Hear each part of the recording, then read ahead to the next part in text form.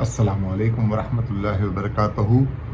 प्यारे इस्लामी भाइयों, अभी 2025 में हज के लिए फ़ॉर्म भरने का सिलसिला शुरू हो चुका है। तो आप सब हजरात भी जो हज के लिए जाना चाहते हैं, उन लोगों को भी चाहिए कि वो जल्द से जल्द अपने फ़ॉर्म भर के हज कमेटी में दाखिल कर लें, क्योंकि फ़ॉर्म भरने का सिलसिला शुरू होने के बाद उसके अंदर में बहुत सारी तकलीफ़ें आना शुरू हो गई हैं। तो आप लोगों को उस तकलीफ़ का ख्याल रखना चाहिए। पहले तो आप सबको अपना फ़ॉर्म अच्छी तरह से समझ लेना है, हज की गाइडलाइंस को समझना है और उसके बाद फ़ॉर्म को भरना है।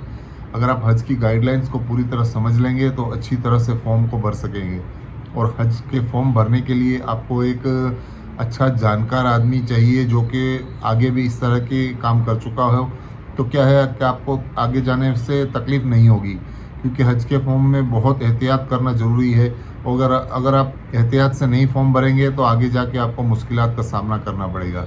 तो हज के अंदर में अभी अभी एक मुश्किलातों का सामना करना पड़ा है, जिसकी वजह से एक भाई का मुझे फ़ोन भी आया था और मुझे मैसेज भी आया था।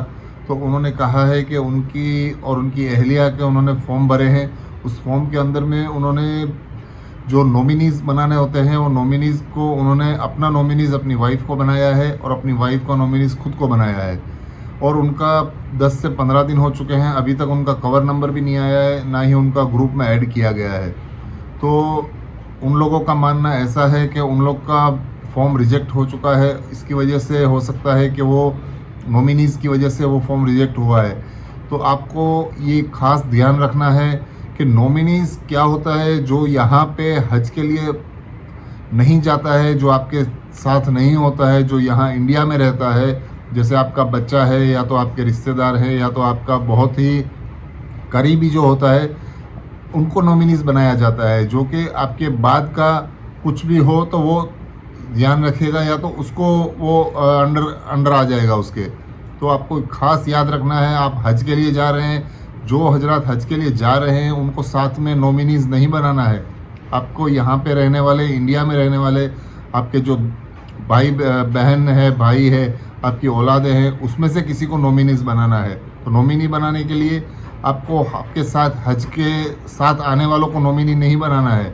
तो आपको एक ख़ास ख्याल रखना है कि नॉमिनी का मतलब है कि आपके साथ जो नहीं आ रहा है उसको नॉमिनी बनाना है, जो कि इंडिया में रहने वाले हैं। तो ये ख़ास ध्यान रखना है। और इस तरह से ही बहुत सारी चीज़ें हैं जो कि आपको फॉर्म भरने के टाइम पे ध्यान रखना है, जिसकी वजह से आपका फॉर्म रिजेक्ट ना हो। और इस तरह से ही आपको रूल्स और रेगुलेशंस जो है, गाइडलाइंस है हज कमेटी की, वो भी आपको याद से पढ़नी है, जिसकी वजह से क्या है कि आपको आगे जाके तकलीफ़ ना हो।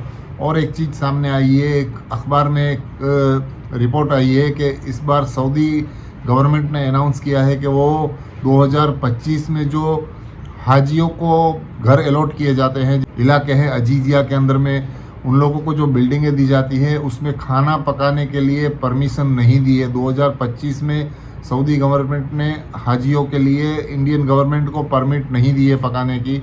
ऐसा एक अखबार के अंदर में रिपोर्ट आई है। तो अभी ये पूरी तरह से मालूम नहीं पड़ा है, हज कमेटी ने भी अभी कुछ ऐलान नहीं किए हैं। तो हो सकता है ये आगे जाके पता चले हमको। लेकिन अभी अभी मुझे खबर मिली है कि अभी ये सऊदी गवर्नमेंट ने अनाउंस किया है कि 2025 में आप अपना खाना अपनी बिल्डिंग में नहीं बना सकते।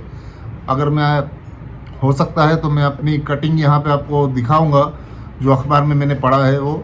और हो सकता है कि ये खबर गलत भी हो और हो सकता है ये खबर सही हो। तो अगर अपने इंडिया से जो जाने वाले हाजी हैं वो ख़ास ध्यान रखें कि अगर पकाना नहीं होगा तो आपने खुद को इंतज़ाम करना पड़ेगा खाने का। तो हो सकता है आगे जाके पता चले। तो अभी अभी ये रिपोर्ट इस तरह से आई है, तो अभी बाद में पता चलेगा कि क्या होता है, देखना पड़ेगा। और इस तरह से ही आगे की जानकारी और मालूमात के लिए आप मुझे सब्सक्राइब कीजिए, लाइक कीजिए, शेयर कीजिए। और आपके कुछ सवाल आते हैं तो मुझे आप पूछ सकते हैं। शुक्रिया। अल्लाह हाफिज़।